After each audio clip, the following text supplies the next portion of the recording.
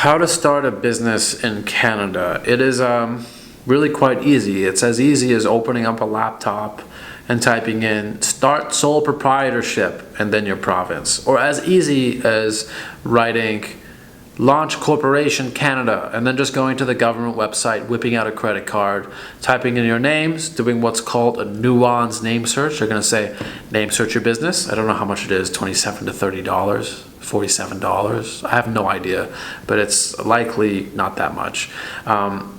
Search for the name. It's going to give you a name report in like 24 hours or less. Say, hey, your name's all clear, good to go. Or no, it conflicts with this other name, it's too similar. If it's good to go, you proceed to either launching a sole proprietorship. I believe it's $60 to $80. Some provinces it might be $100, I'm not sure, but it's in this range. That is a business that represents yourself. These are the difference between sole prop, right? Sole proprietor, you can launch that. I did it in Ontario. I think it was about $60, and it's good for like 4 years. And that means that I am my business. I can DBA, I can do business as myself or the name of the company, but if the company gets sued, it falls back on myself. A corporation is a separate entity in Canada. So if you incorporate, articles of incorporation are more expensive. They're like $200–300, maybe a bit less than that, but they're expensive compared to sole prop. But you form a separate entity. Taxes for this separate entity are different. They function on a different season. You can, you don't have to abide by the same tax season as everybody else. You can have your business tax season.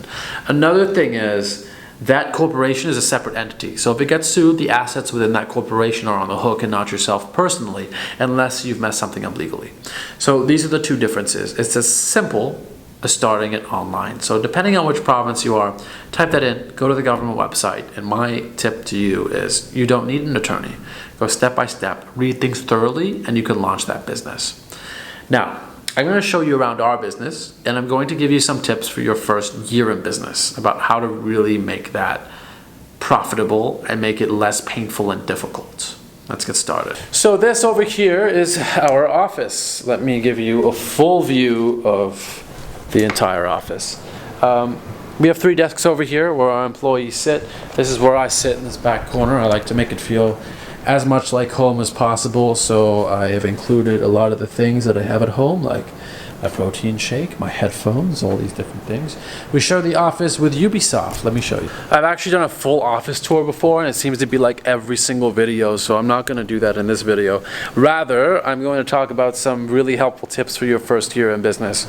Number 1, all the transactions. Keep them within one credit card. Keep them within one place.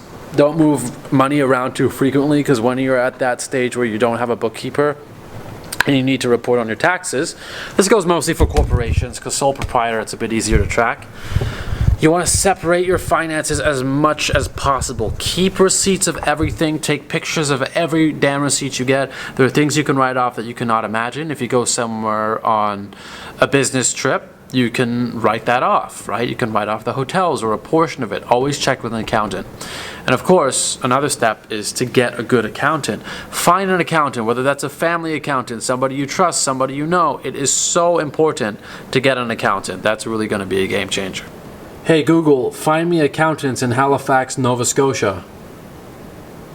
I found a few places near you. Speak to one now before tax season comes along, because I noticed, for me personally, when COVID hit, family things hit, I don't like administrative work. I hate it. I don't like administrative work. I love meeting people, like doing client relations and nurturing that relationship through video content and in person and over the phone.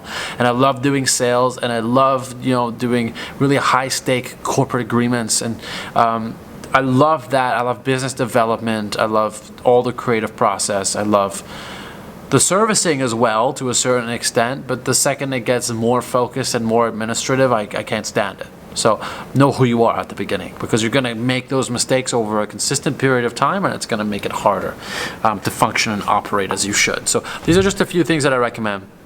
Off the bat, get all the administrative things done, and get a really reliable inbound sales method. So like, rather than reaching out and having to call every day, if you get sick or you get depression or you don't feel like doing something, at least you have an inbound funnel. And what that means is find a consistent way to get work. It can be as simple as listing on Google My Business and appearing in the top 3 in your city. You will just get phone calls every month because you're high.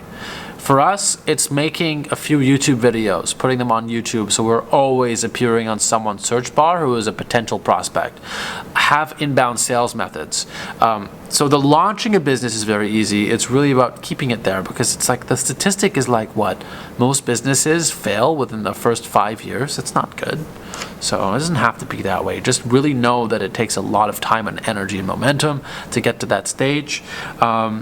Because you don't want to just have the business inactive or have to dissolve the business. So that's the biggest thing. I do have a video on how to have a sole proprietorship in Ontario. I think it has about 25,000 views, and it's been helpful to many people. If you look that up, you can find a video specifically on your province. If one has not been made on your province, I will make it. So I will show you how to do it step by step. Just drop me a comment. I'll likely turn that video around within a week. So thank you again for watching. That is how to incorporate or launch a sole proprietor and the differences in Canada. Please let me know what you think, and thank you for watching.